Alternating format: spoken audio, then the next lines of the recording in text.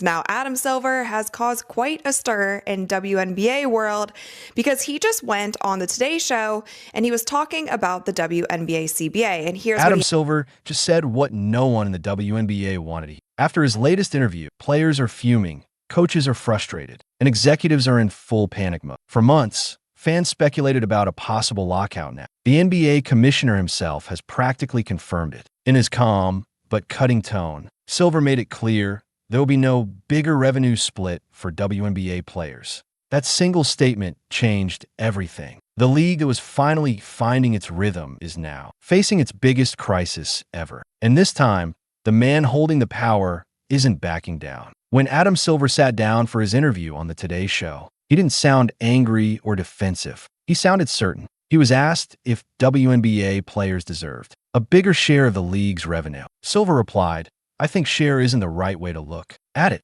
It was a short answer, but it hit like a hammer. He was saying the WNBA might pay players more in absolute dollars, but their percentage of league revenue would stay small. That meant the players' biggest demand of fair split was off the table. His tone wasn't emotional. It was factual. He didn't hesitate, and that confidence sent a message to everyone watching. The league's top boss had already made up his mind. Players called it disrespectful. Coaches called it disappointing, but Silver was unmoved. To him, this wasn't about equality or emotion. It was about survival. That's why his words hit so hard, because deep down, everyone knew he wasn't bluffing. Behind Silver's polished words was a harsh truth. The WNBA and NBA live in completely different worlds. The NBA generates billions every year. The WNBA still struggles to turn a profit. So when players demand a 50-50 revenue split, Silver views it as impossible. His comment about absolute numbers means he's willing to raise salaries slightly, but not to restructure the business.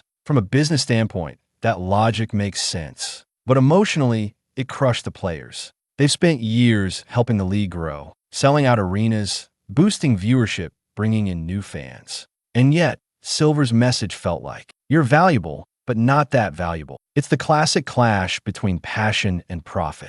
Players see the results on the court. Silver sees the balance sheet. The problem is, both are right. The league is growing, but not fast enough to support massive raises. Still, hearing the commissioner shut down that conversation publicly made players feel powerless. For them, this wasn't just an interview. It was a declaration of control. Now, the spotlight shifts to Kathy Engelbert, the WNBA commissioner, who's caught between two storms. She represents the players, but she answers to the NBA. And that's where the power struggle begins. The WNBA doesn't fully own itself. Roughly 42% belongs to the WNBA, 40% to the NBA, and 18% to outside investors. That means even Engelbert can't make major financial decisions without approval. Her hands are tied. So when Silver said there won't be a larger revenue share, he wasn't just expressing an opinion, he was making a decision for everyone. Engelbert has to stand behind it, even if she disagrees.